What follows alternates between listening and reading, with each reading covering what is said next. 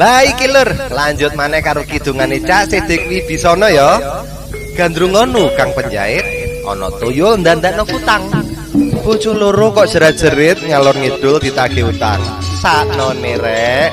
Wis, selamat mendengarkan kidungan dari Cak Sidik Wibisana.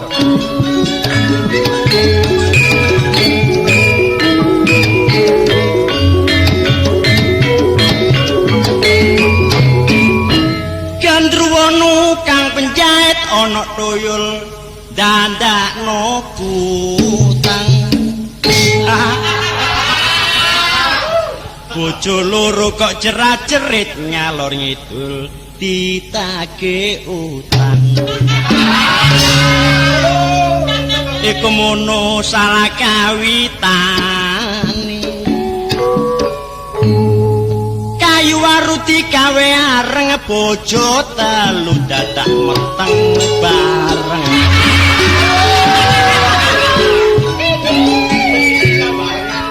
Ketepaan semayan antarane. Tari suara.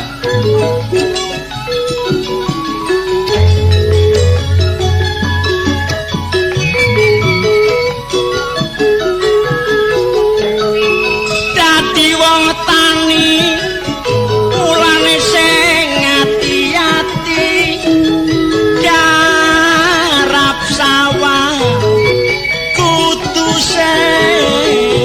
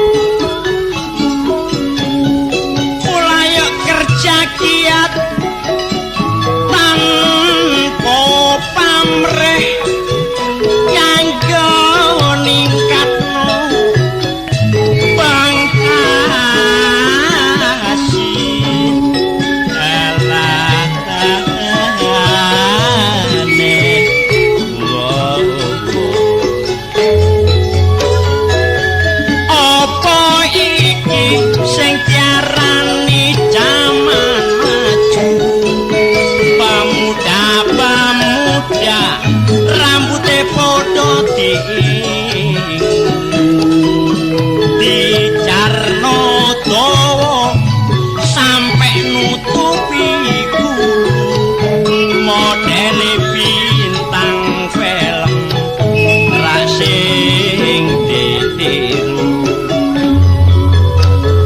wayah sore mesti kelenceran petong krongan nduk pinggir dalan ngalor ngidul tanpa tujuan mlebu nyang toko dadak tukro kok eceran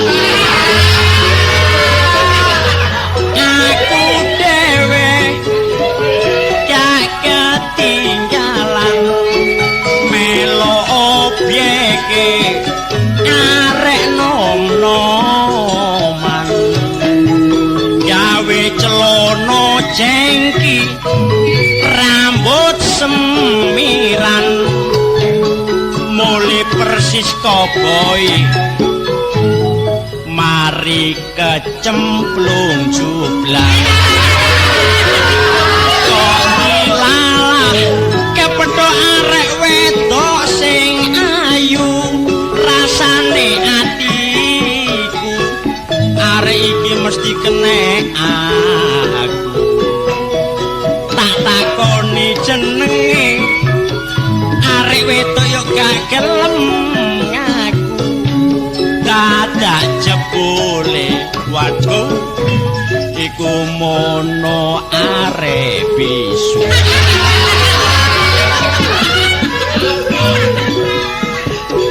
mulane meneng ae lawang bingung wis kapok aku gak nuruti nom-noman atur rek cepet rek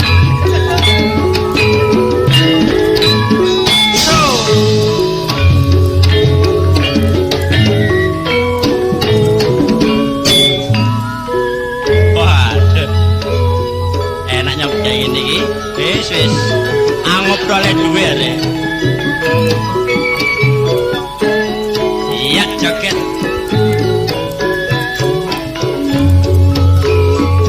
joget mari joget joget wajo kaget la la la la la la mari joget bersama-sama tuku sawon nang wono kromo tuku turen diwadahi kranjang gak duwe bojo arane rondo bareng wis ijen seneng begadang begadang jangan begadang kalau tiada artinya begadang boleh saja asal ada perlunya tuku turen diwadahi keranjang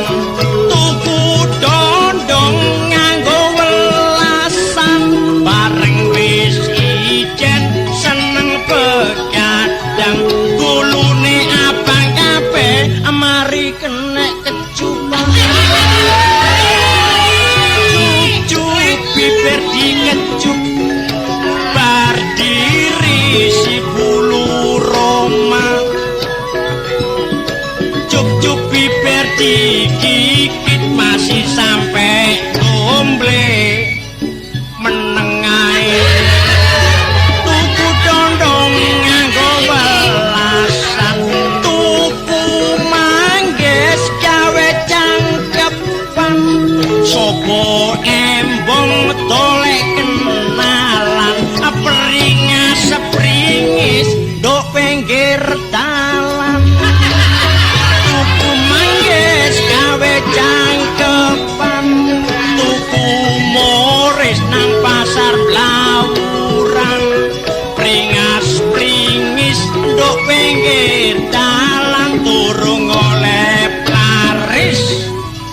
lentik jarang cekap semantan atur kula monggo pinarak ingkang sakeda